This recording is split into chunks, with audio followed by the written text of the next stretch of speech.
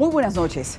Desde el momento en que un centro privado nos abrió las puertas para mostrarnos sus interioridades de manejo del COVID-19, en las redes sociales y en nuestra redacción no cesaron pedidos para que hiciéramos lo mismo, pero en un hospital público. Comenzamos las diligencias y en esta ocasión logramos hacer un recorrido de rigor en el Hospital General Docente de la Policía Nacional. Lo que vimos ahí es lo que les presenté. El Hospital Docente de la Policía es un centro inaugurado hace 16 años. La estructura hospitalaria está manejada por una dirección de sanidad policial que durante mucho tiempo era parte del Instituto de Seguridad Social de la Policía Nacional, con servicios dirigidos a policías y sus familiares a través de una ARS especial. En el 2015, los miembros de la policía y familiares pasaron a ser afiliados a la ARS Senasa en un proceso de reforma del Estado. El centro pasó a formar parte de la Red Nacional Hospitalaria. Es así como este hospital, que una vez fue de servicio exclusivo para los policías, hoy está al servicio de toda la población. La emergencia se encuentra vacía, aunque el personal está de guardia. Pero esta no es la única emergencia.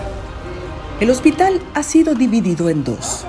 Un ala ofrece servicios regulares de salud y otra, que en condiciones normales es el pabellón pediátrico del hospital, ha sido convertido en el área COVID. Del hospital para convertirla en el centro de aislamiento para los COVID. Esto es cuestión de ubicación geográfica. Si usamos esta área, tendremos los pacientes infectados entrando por el área posterior y menos posibilidades de que se infecte el hospital, la estructura completa, porque ya abajo tenemos las oficinas administrativas. En este centro laboran 180 personas. Nos explican, la gente a veces teme si encontrará un buen servicio en un hospital, pero nuestros especialistas son los mismos que hallarás en las mejores clínicas de la ciudad. Entrando por acá los pacientes, pues las posibilidades son menores. Era como para aislar justamente el hospital y dividirlo en dos. Aislarlo. De esa forma estamos disminuyendo lo que es la transmisión. Han hecho una ruta señalizada que marca las áreas por las que se puede transitar. Se realizaron las señalizaciones correspondientes, se creó una sala de aislamiento que cuenta con 30 habitaciones o 30 camas. Porque cada paciente con COVID debe estar aislado de todos los demás pacientes, aunque sean los otros pacientes sean COVID también positivos.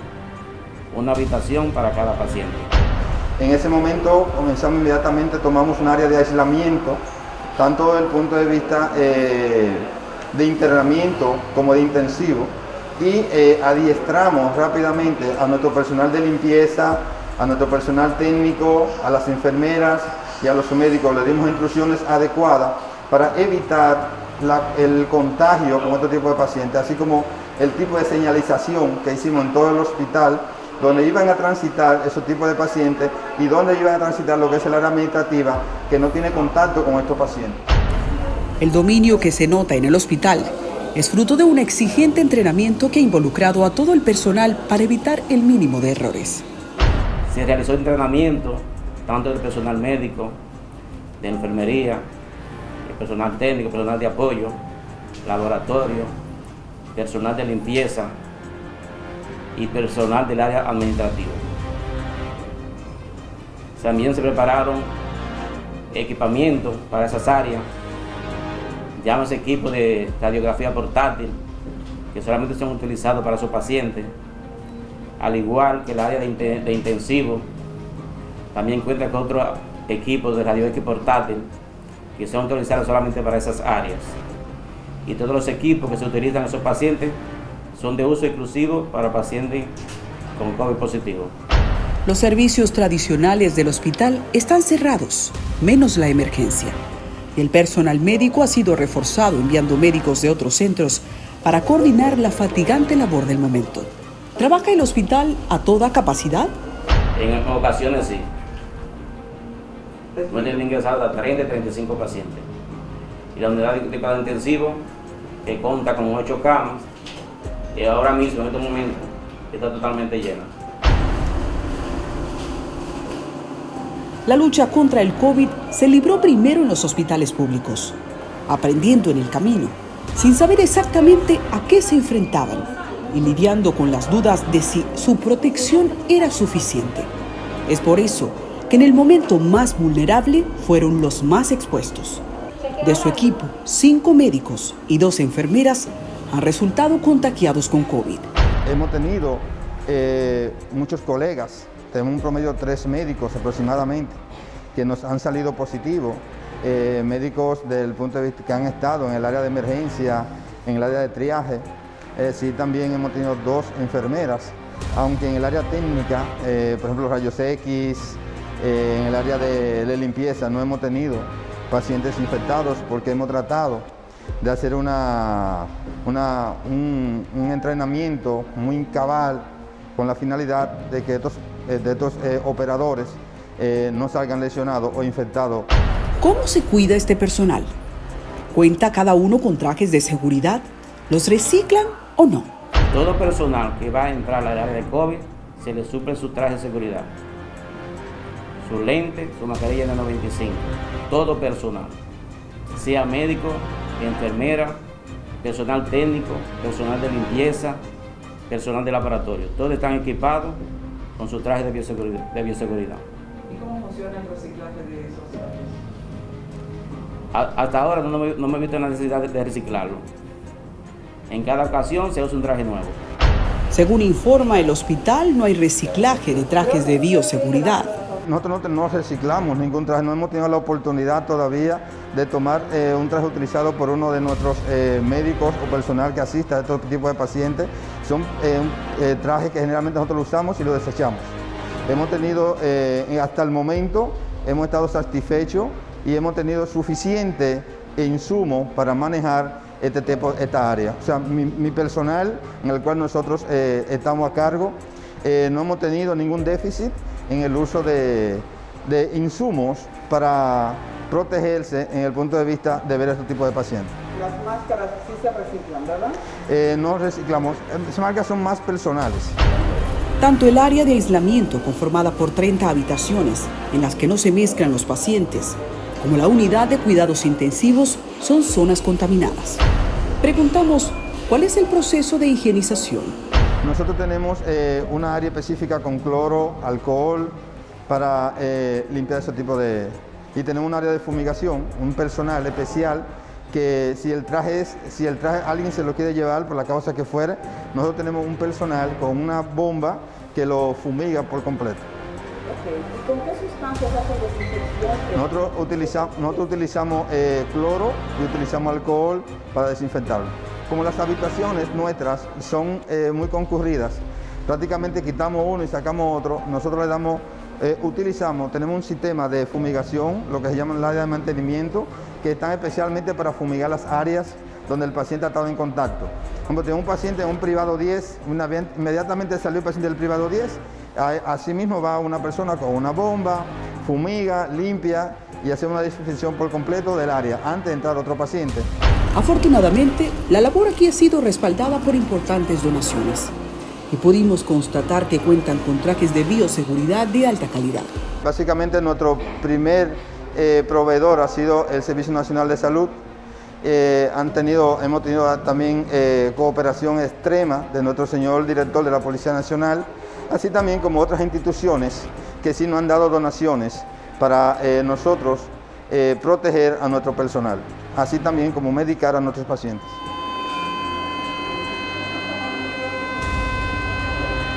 El presupuesto del Hospital de la Policía se ha disparado en más de un 100%, pese a estar las consultas regulares cerradas. La carga de analíticas y medicamentos de alto costo que son utilizados en pacientes con COVID y el seguimiento diario, que también implica la realización de radiografías, ecocardiogramas y tomografías. Nosotros usamos la tomografía no como método diagnóstico, porque nosotros tenemos, como ya decía anteriormente, las pruebas de nosotros no han dado suficiente para nosotros utilizarla con nuestros pacientes. La tomografía, igual que la radiografía, nosotros la podemos hacer a nuestros pacientes dependiendo de la sintomatología tan importante que tenga el paciente. Y según el panorama que está viendo, ¿qué proyección podríamos tener? La proyección, ya entendemos que probablemente el pico máximo sería en este mes de mayo. Y después que lleguen el pico máximo, pues tiene que haber una meseta y luego, por supuesto, vendrá el descenso. Según las estadísticas del Hospital Docente de la Policía, se han ingresado 135 personas por COVID y se da seguimiento a 399 en aislamiento domiciliario. El centro ha atendido más de 1.230 casos entre personas positivas y sospechosas. En la experiencia de este centro, con pacientes positivos, una vez son diagnosticados libres de COVID, no se ha presentado ningún reinfectado. Cuando le damos de alta, muchas veces se le damos de alta con su prueba negativa, otras veces por el tipo de síntomas que tiene, un paciente que está asintomático o totalmente estable, lo mandamos a aislamiento para su casa y que una prueba esté negativa. Entonces esos pacientes, pues nosotros los enviamos a su casa. Generalmente a estos pacientes le damos un seguimiento para hacerle una segunda, tercera o cuarta prueba hasta que den negativo y poderlo incorporar a su trabajo. ¿Qué protocolo están usando para certificar que ya alguien está negativo? Porque vemos que hay personas que 50 días después están positivos y no hay manera de atribuirle a una misma persona 3 pruebas en medio de la escasez. Normalmente, por lo menos en nuestro medio, nosotros en nuestro hospital, no hemos estado en déficit de pruebas. Nosotros hemos tenido pruebas suficientes para nuestros pacientes. Por ejemplo, los pacientes que nosotros le damos de alta, los citamos para una semana y luego le hacemos una prueba, la prueba PCR. Si la prueba PCR está negativa, volvemos y se la hacemos a la segunda o a los 15 días de nuevo. Y luego de tener 3 pruebas negativas, pues nosotros lo mandamos, lo podemos sugerir que el paciente vaya a su trabajo normal, con toda su precaución. Seguimos el recorrido. Efectivamente, los pacientes no comparten habitación. Cada uno, de forma separada, recibe seguimiento. Nosotros tenemos 2 pases de visita de médico especialista y uno que se queda fijo en el hospital. Primero, tenemos un infectólogo o neumólogo que pasa todas las mañanas, antes de las 10 de la mañana, y pasa a visitar a los pacientes conjuntamente con un médico internista que se queda fijo 24 horas en el hospital. Porque inmediatamente tenemos un paciente que entró al hospital, le damos el tratamiento como protocolar de nuestro centro por 5 días con un medicamento para COVID. Si al cabo de 5 días el paciente está asintomático, no presenta ningún tipo de complicación, lo mandamos para su casa con todas las precauciones del lugar. Ahora bien, si este paciente después de 5 días está interno, presenta algún tipo de complicación que nosotros entendemos que desde el punto de vista clínico, desde el punto de vista médico, el paciente no puede irse a su casa, pues nosotros lo dejamos interno en el hospital hasta que el paciente o se hace negativo o hasta que el paciente deja de tener síntomas característicos de severidad de la enfermedad. Entonces sí, en ese momento podemos decidir darle de alta. Pacientes entre 40 a 60 años de edad son el público blanco del COVID, según la evidencia de este centro, que también atribuye síntomas graves a pacientes fumadores y quienes practican el uso de juca. Normalmente los pacientes que fuman juca, al igual que los pacientes que utilizan el cigarrillo, por el simple hecho de ellos inhalar ese humo va hacia los pulmones y va a traer como alteraciones también, al igual que como si fuera comportándose como una enfermedad broncopulmonar obstructiva crónica, se van a comportar tardíamente como si fuera un paciente asmático. Realmente ha sido muy triste para nosotros cuando vemos este personal, este paciente, que nosotros lo ingresamos, muchas veces hablando con usted y diciéndole a usted, por favor, no me deje morir, por favor, cuídeme, mi familia, mis hijos, mi madre me necesitan. Y nosotros saber que es una enfermedad tan progresiva que puede llegar a la muerte. En el Hospital Docente de la Policía Nacional se han registrado unos 20 fallecimientos por COVID-19. Un equipo de 180 personas se distribuye la labor, conscientes de que, aunque fuera, la población se desespera y reclama volver a la normalidad, no pueden bajar la guardia.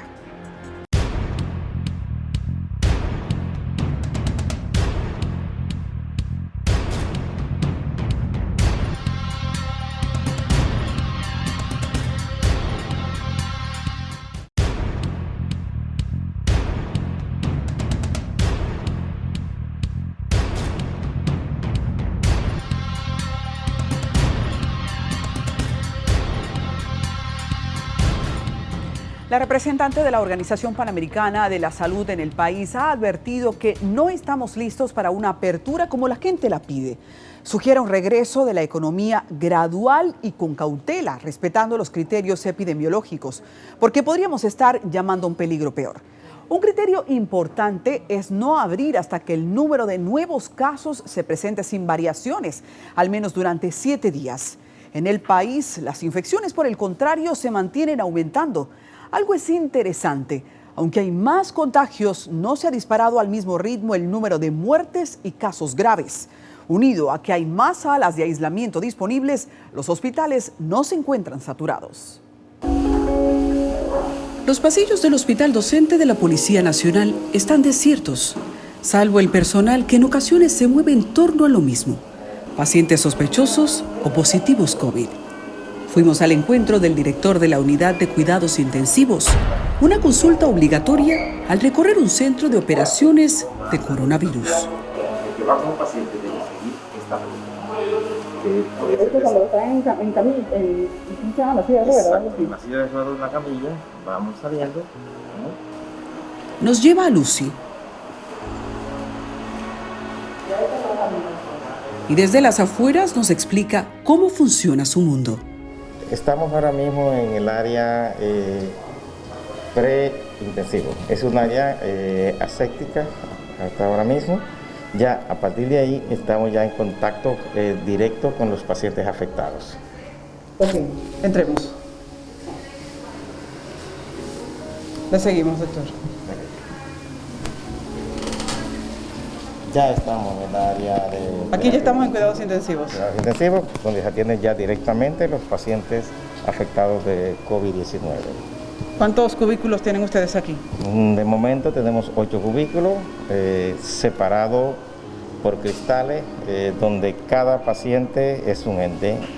No se ponen en contacto ninguno con el otro, con todas tenemos las indumentarias necesarias para trabajar con cada paciente. Okay. Su monitor, sus bombas de infusión, su ventilador, su oxígeno y su succión cerrada. ¿Todos tienen pruebas PCR confirmadas? Están 3 están a la espera, pero todos tienen su prueba rápida positiva. Okay. ¿Cuál es el paciente que se encuentra en peor condición? En peores condiciones, pues está ese paciente de acá, el 3, paciente del 4. De la cabina 3, el 4. Por supuesto, el que en peor condiciones está este de la cabina 7. Y en la cabina 7. ¿Qué tiene este señor? Este señor es un señor que tiene, ahora mismo, posible tumor laríngeo, que es diabético, con un COVID positivo. Okay. Veo que son mayores prácticamente todos. En este momento, aunque hemos tenido pacientes con menos de 30 años acá en la unidad, todos pasan los 45 años ahora mismo.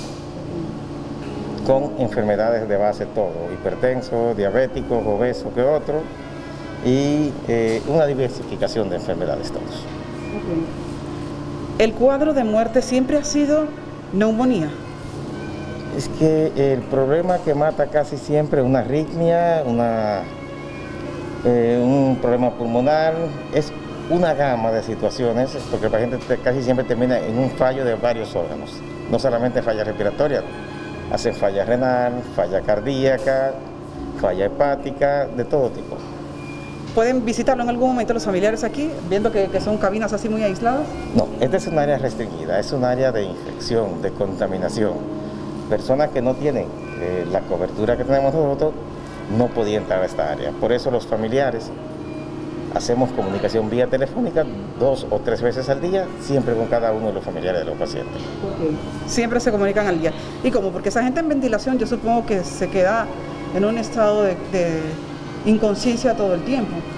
Sí, para eso se usa un medicamento para tenerlo dormido o sedado, y también desde el punto de vista de analgésico, para que no sientan lo más mínimo de molestia o de dolor durante su estadía en esto. ¿Se han visto, vamos a seguir caminando para que hablemos de los pacientes, ¿se han visto, doctor, en crisis de ventiladores? De momento no, tenemos todos los insumos que necesitamos, gracias a que el director general de la policía y el Servicio Nacional de Salud nos ha suplido todas las necesidades. Tengo entendido que este es el paciente que tiene más días aquí, ¿verdad? Sí, el señor vino acá por una insuficiencia respiratoria, 2 días después hubo que colocarlo bajo ventilación asistida, duró unos 10 días bajo ventilación, y ya hace 3 días que los tomamos del ventilador y ya en el día de hoy estamos programando pasarlo hasta la clínica. La unidad de cuidados intensivos, desde marzo, cuando comenzaron a recibirse pacientes positivos de COVID, se ha mantenido a capacidad máxima. En el día de hoy tenemos 8 pacientes, de los cuales tenemos 4 en ventilación asistida y 4 están en ventilación espontánea. Un cubículo se vacía e inmediatamente se higieniza para asignar un nuevo paciente. Los pacientes van a otros lugares en condiciones leves y cuando necesitan unidad de terapia intensiva o un tratamiento más avanzado, pues nosotros nos los refieren y los recibimos acá. Así que va a depender del lugar donde haya estado previamente y de las condiciones de base que tenga el paciente, es decir, de las enfermedades concomitantes que tenga antes de la enfermedad. Debido al parecido de COVID con un proceso gripal cualquiera, existe el riesgo de que los pacientes lleguen tarde y que los primeros días duden sobre si realmente tienen la enfermedad. Es que acá recibimos los pacientes de 2 vertientes. Los que vienen por el área de emergencia, más lo que recibido a través del Servicio Nacional de Salud de otros hospitales que no cuentan con la unidad de cuidados intensivos. Los que reciben por acá pueden venir de forma leve o de forma moderada, pero los que recibimos de otros centros ya son pacientes de sumo cuidado que casi siempre necesitan unidad de cuidados intensivos. El director de UCI hace un ejercicio de honestidad al admitir que no importa tener trajes, estar allí es estar expuesto. Todos estamos expuestos, médicos y no médicos, intensivistas o cualquier otra especialidad, porque no solamente tenemos el punto de contacto en el centro donde trabajamos, también tenemos la comunidad. Esto va a traer, no solamente para mí como persona o para el país, un antes y un después. Esta es mucho más rigurosa que la anterior. El COVID ha cambiado muchas cosas, entre ellas la práctica médica, medidas de seguridad, acceso o no a medicamentos y lo que es impredecible, no saber si a futuro los pacientes podrían desarrollar enfermedades vinculadas al COVID. Pero hemos tenido casos en que hemos luchado hombro a hombro 10, 12, 15 días y cuando vemos que mejora, pues lamentablemente otra cosa nos mata. Pero hemos tenido pacientes que lo vemos en condiciones de suma gravedad, que lo tenemos 5, 6, 7 días bajo ventilación asistida, que ya luego lo vemos salir por la puerta. Este día, los pacientes en UCI, como se ha hecho tendencia, sobrepasan los 45 años, una edad en la que mayoría ya padece alguna enfermedad colateral, mayormente diabetes e hipertensión.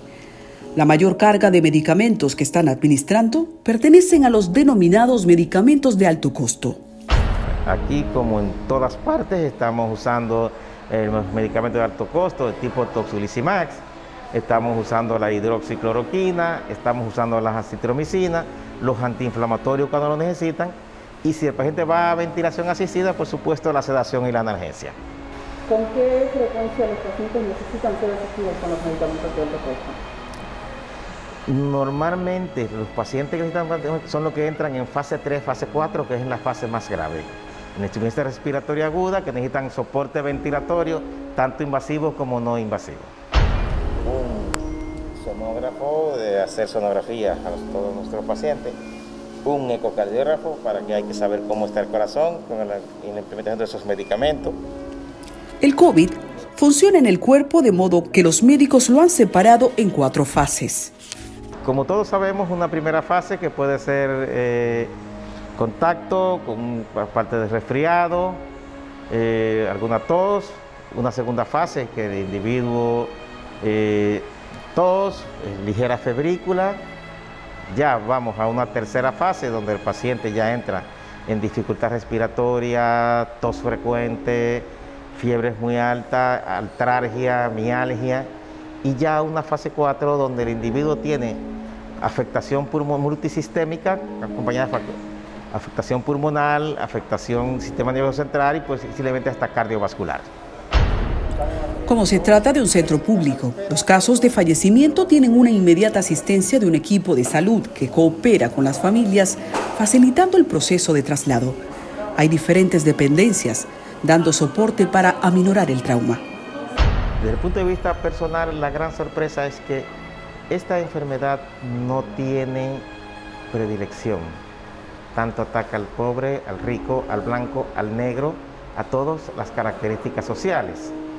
Además de que no estamos exentos de padecerla. Tuve una gran sorpresa de un paciente que había mejorado drásticamente y me hizo una muerte súbita. Para mí es algo que me marcó, porque un hombre joven que ya teníamos todas las posibilidades, hasta pensando en darle el alta, estando sentado, murió de causa de una muerte súbita. Aunque se repite el cuadro pulmonar, el intensivista es testigo de cómo los pacientes reciben un gran número de daños colaterales. Un pulmón afectado te puede afectar cerebro. Cerebro, corazón afectado, te puede afectar riñón. Y te van haciendo hasta un fallo multisistémico. Es decir, no hay un órgano que no pueda ser afectado. Ese factor sorpresa que trae el COVID unido al fácil contagio es la razón por la que el sistema de salud no sale de asombros. En el hospital docente de la policía son atendidos unos 30 casos diarios. Al regreso, pacientes aislados por coronavirus cuentan sus testimonios, incluyendo experiencias que dicen no desean ni a sus enemigos.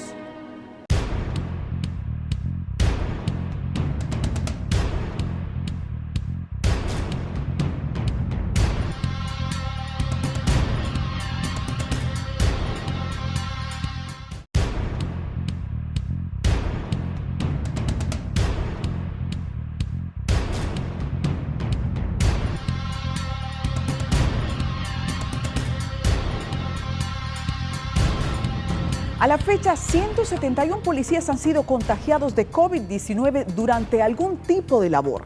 De los casos presentados, 4 han resultado en tristes fallecimientos. La labor policial ha sido protagonista y de gran exposición. Es que el patrullaje y las detenciones entran muchas veces en conflicto con la idea de mantener distancias mínimas con personas que podrían estar contaminadas. Desde su cama en UCI, el segundo teniente Ramón Cepeda Sanfélix, un agente policial que resultó infectado por COVID, se anima a conversar con nosotros. ¿Por qué viniste? ¿Qué sentiste? Que me estaba asfixiando los pulmones, sofocado, que no podía respirar. En este momento le están haciendo una transfusión de sangre y lo están dializando, pese a que nunca en su vida lo había necesitado. La enfermedad agudizó su diabetes y le generó daños severos.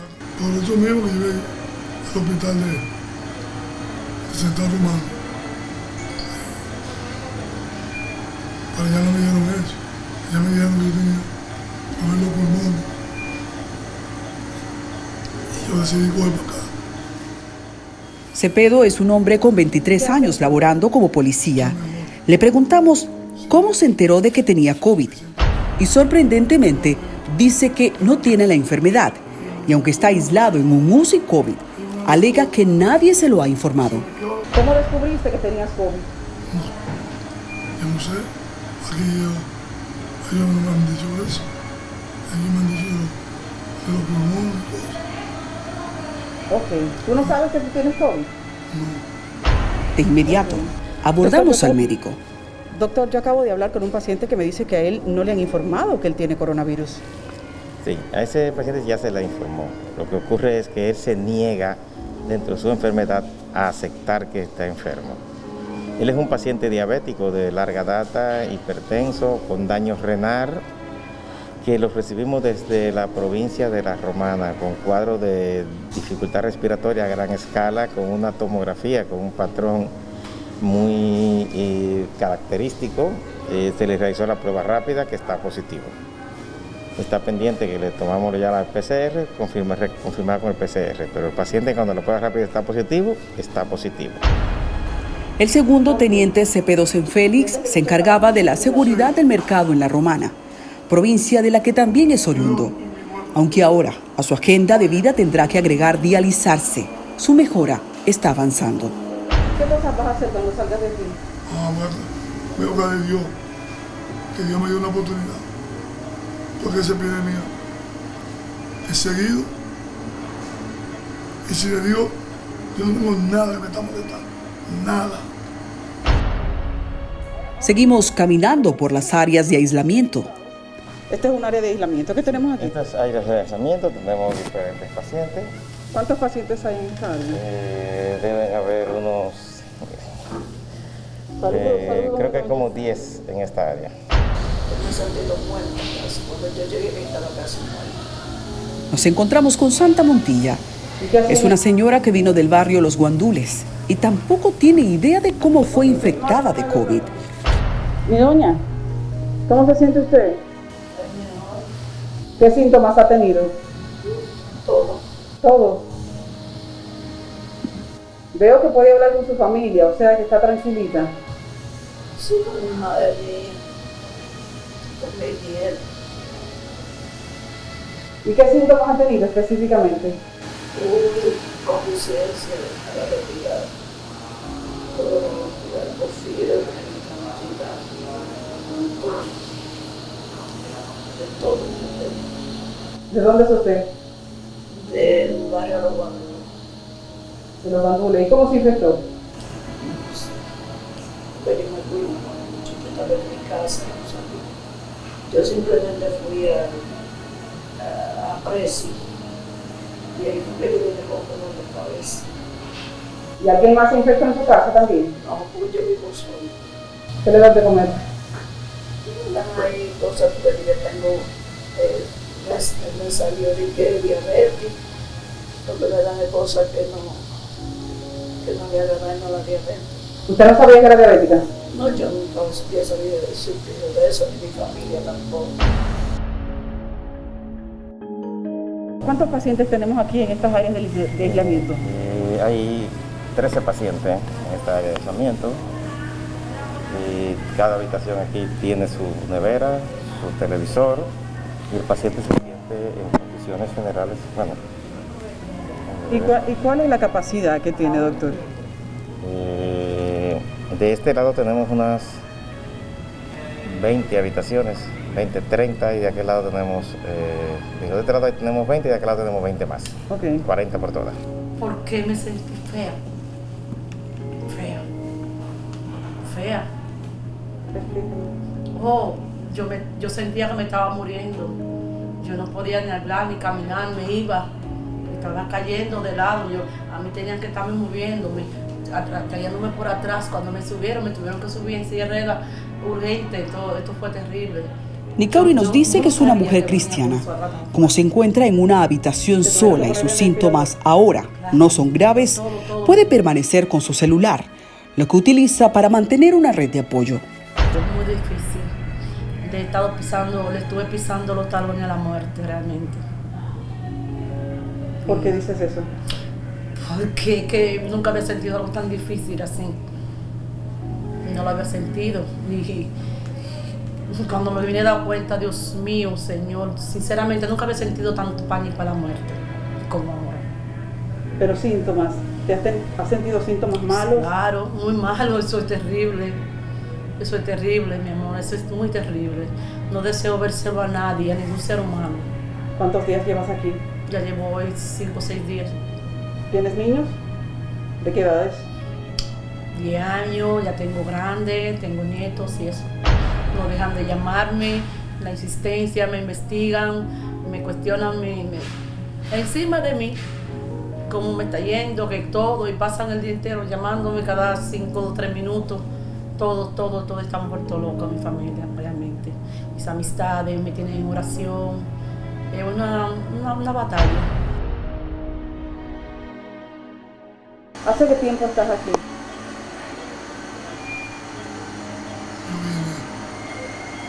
Aparte de COVID, hay algo más que tienen en común. Han perdido la noción de los días. Los médicos no bajan la guardia con quienes se encuentran en las áreas de aislamiento estables. Ya han vivido muchos sustos, como el del coronel Jimmy Torres Dotel. Se encontraba interno en este centro el 29 de marzo afectado por COVID. Era un hombre muy querido, un agente afable, académico, y la vocación policial en su familia había sido importante desde muy pequeño. Tanto así que no solo él era parte de la institución, sino también su hermano gemelo, el general Javier Torres Dotel, actual director de la Policía Comunitaria. Jimmy era un hombre optimista, que aún en medio de su internamiento alegraba la sala. El domingo que murió, los médicos, al pasar visita, celebraron su mejoría y le darían el alta al día siguiente. La tarde de ese día, el trauma fue de todos. El compañero de armas, de forma sorpresiva, fue afectado por una muerte súbita. Es que el COVID también está relacionado a graves daños a la circulación e hipercoagulación, lo que puede generar una repentina embolia o infartos. Nos solidarizamos con cada agente afectado, con los familiares de los fallecidos. Han hecho una labor digna de destacar y de mucho agradecimiento, manteniéndose altamente expuestos.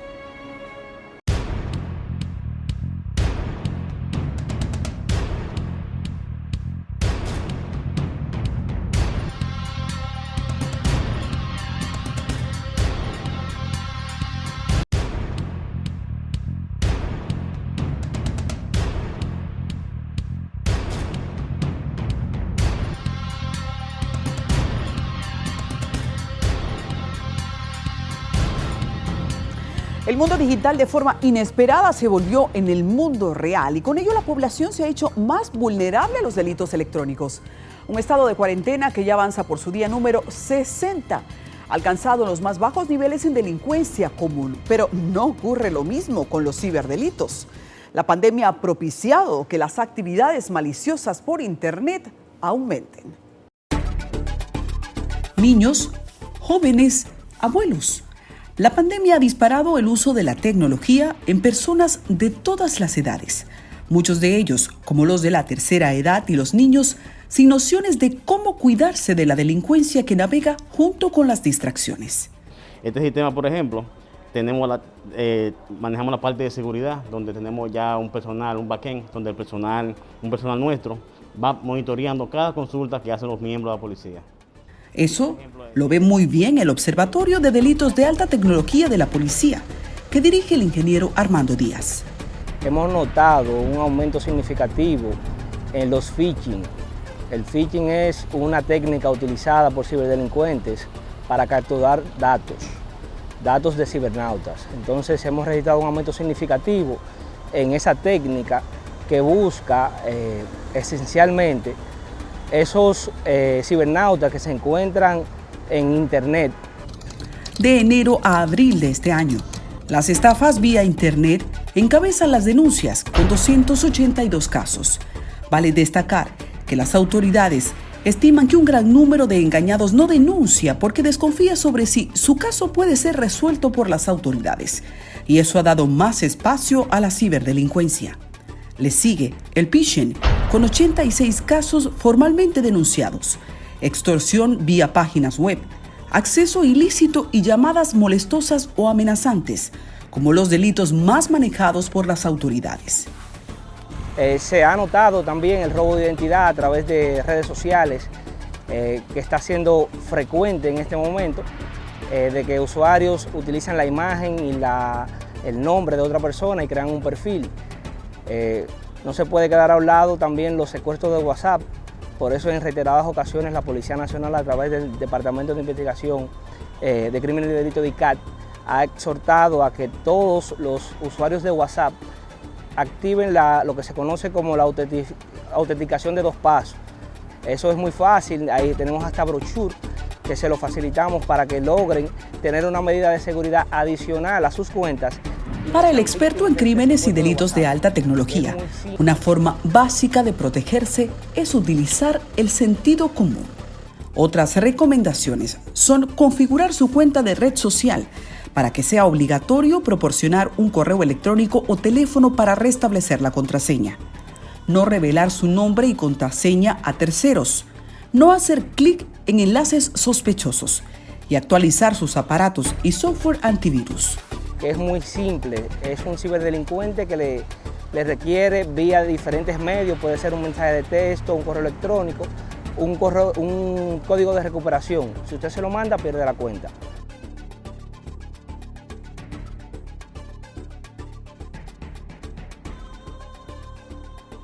Los ciberdelincuentes han aprovechado para crear campañas de correo con enlaces fraudulentos y distribución de códigos maliciosos, datos y contraseñas, con el objetivo de robar información personal y financiera e infectar dispositivos. Los ciberdelincuentes tratan de simular páginas web para conseguir esos datos, sean financieros, sean datos personales, que posteriormente ellos pueden explotarlos, sea para hacer transferencia ilícita de fondos, en perjuicio de entidades financieras y los tarjetaambientes, entre otras modalidades o ingenios que tienen estos ciberdelincuentes. Ante la recomendación de quedarse en casa, las empresas han gestionado la modalidad de trabajo remoto. Grandes empresas ya contaban con personal capacitado, pero no corren la misma suerte muchos medianos y pequeños negocios, obligados a una improvisada digitalización con un alto riesgo de seguridad cibernético. También se registra aumento de ataques a cuentas institucionales. Es lo que ocurrió con las ayudas sociales del gobierno. Atacantes enviaban un formulario falso pidiendo a las personas información personal, ofreciendo planes de ayuda social. Muchos cambios han sido forzosos pero positivos. Uno de ellos se dirige desde este edificio. La policía se ha visto en la necesidad de readecuar la recepción de reportes para que la gente pueda quedarse en casa. Tu Policía APP ha sido la herramienta. Eso evitamos de que el ciudadano tenga que ir a un destacamento o a un puesto de la policía a denunciar. También evitamos saturar los servicios de emergencias. Sin embargo, en el caso de las violaciones, aunque están infringiendo, no son unas emergencias como la de salud. Un día cualquiera de enero de este año, a través de la aplicación se recibían entre 10 a 50 reportes de personas reclamando atención policial. El cambio ha sido drástico. El ciudadano la descarga en Android o en App Store y hace una denuncia, tiene 3 pasos. Primero, la descripción de qué es la denuncia, la tipifica de qué trata y sube la evidencia. Puede subir video, audio. Realmente ahí no pudo apresar a nadie, pero ahí se resolvió el caso.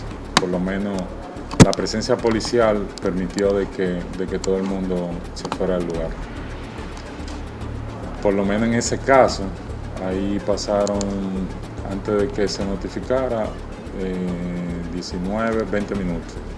En 20 minutos ya teníamos controlado esa parte. Aquí podemos ver por categoría, podemos ver el tipo, podemos a quién se tramita, porque también tenemos tramitado a DGC, a Pandilla, Antirruido, DICRIM, a donde queramos. Por ejemplo, si nos llega esa que nos llegó, solicitada, esa está pendiente. Esa yo la abro y la transmito al, por ejemplo, ya ahí el ciudadano solicita ser contactado, ya ahí está el nombre. No se podría mostrar, pero no lo muestras. Jóvenes en el sector Los Ríos dicen, en la esquina de la farmacia están violando el toque de queda, son las 12 de la noche y están gritando. Ahí yo veo que no dice qué farmacia, no dice qué farmacia están violando. O sea, si yo fuera ahí, yo rechazo porque dice Los Ríos, farmacia. Deben haber 500 farmacias en Los Ríos. Un proceso cerrado, rechazado. En Baracoa, en Santiago, sí. Dicen. Vamos a ver acá. No están respetando el toque de queda ahora mismo. Exacto, no nos dice nada específico, nosotros no podemos, ni siquiera una ubicación nos manda, porque si nos mandara la ubicación, la comparte, entonces carece de información. Se cierra el caso y seguimos con un caso que sí nos den una información real. Del 28 de abril al 13 de mayo, a través de Tu Policía APP, se recibieron 4.203 denuncias, llegando a tener hasta 480 reportes por día. Pero, ¿cómo funciona? Esa información llega aquí a un centro de acopio que tenemos, donde hay unos operadores 24 horas, y ellos la transmiten al área que sea correspondiente. Aunque el ciudadano la defina como un tipo de delito, nosotros la analizamos y la enviamos al área correspondiente. Esa área, si son de labores preventivas, llega a la central de radio de la institución, donde los operadores mandan unidades. La aplicación permite que la denuncia sea anónima o bajo identidad según se elija. Aunque hay múltiples opciones, predominan las quejas por ruidos, microtráfico de drogas y reclamando patrullaje preventivo. La solución es el envío de una unidad preventiva al lugar del hecho. Entonces la unidad llega a donde se informa y ellos de primera instancia, si ven que puede ser manejado y se le da una orientación, le explica. Ahora si es reincidente, porque el sistema no permite georreferenciar dónde está ocurriendo el delito, y cuando el operador ve que es un caso que ya hace 3 días se reportó, entonces ya se toma otra medida. Una población que no creía en la digitalización se vio obligada a dar el salto. Pero, ¿qué garantías da la policía de que habrá un seguimiento de las denuncias colocadas vía internet? Te podría decir que siempre existe la duda de que no pueda funcionar, y puede hacer que en un momento se sature el sistema y a lo mejor la respuesta no sea tan rápida. Pero nosotros aquí tenemos política que hay que cerrar cada caso. Por ejemplo, aunque hayan pasado 2 horas del caso, hay que cerrarlo, hay que llamar al ciudadano si el ciudadano lo pidió. Porque, un ejemplo, en el caso de la pandemia, nosotros en un momento recibíamos 100 denuncias diarias, y cuando se lanzó que estábamos apoyando la pandemia a los reportes, tuvimos un solo día 700 denuncias. Y eso implicó de que tuviéramos que duplicar el personal, tomar más medidas, y a lo mejor ese día sí pudimos ver la respuesta sea un poco más lenta, pero todas se resolvieron. El sistema reclama que cada caso debe ser cerrado, pero de repente nos llama la atención el término rechazada. ¿Qué ocurre? Que muchas son rechazadas. Veo que muchas dicen rechazado. ¿Por qué puede ser rechazada una denuncia? Por ejemplo, vamos a ver rechazada, vamos a ver esto. Un robo. Muchas veces por falta de evidencia. Pero aquí te dice, voy a buscar uno que dice... Negocios rechazado. abiertos. Carece de datos. Mira esto. Están trabajando con la puerta cerrada. El coronel Frías le dijo que podían vender y le cogió dinero, pero no dice dónde, ni dice que lo contacte. Entonces ahí nosotros no tenemos la forma de llegar a ese ciudadano, ni saber, porque no nos está dando una dirección. El desconocimiento de denunciantes hace que den reportes tan incompletos que son imposibles de ubicar. Destacan la importancia de que se ofrezca la mayor información posible. ¿Qué le diríamos a las personas que están en otras provincias?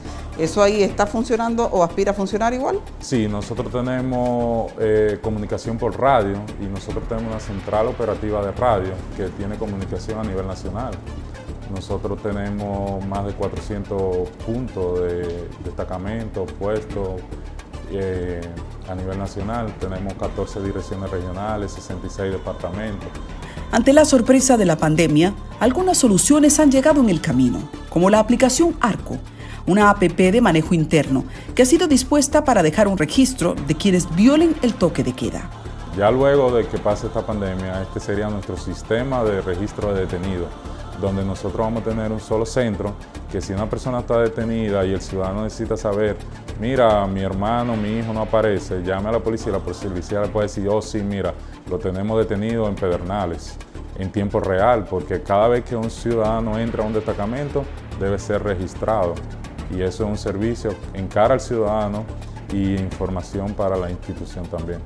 Bueno, esta es una Ángel donde está instalada una aplicación de consulta de investigaciones, donde podemos hacer diferentes tipos de consultas al ciudadano. Tanto podemos identificarlo por huellas, como aquí lo hice, por huellas dactilares. Podemos hacer unos reconocimientos faciales con este equipo. Podemos hacer depuraciones por cédula directamente. En la parte vehicular, podemos identificar el vehículo a nombre de quién está, y también el sistema nos dice si el vehículo ha sido robado. La violación al toque de queda se convirtió en una burla repetida. Lo peor es que los detenidos son muchas veces los mismos. Eran liberados sin ninguna consecuencia ni registro policial. Pero ya no será así.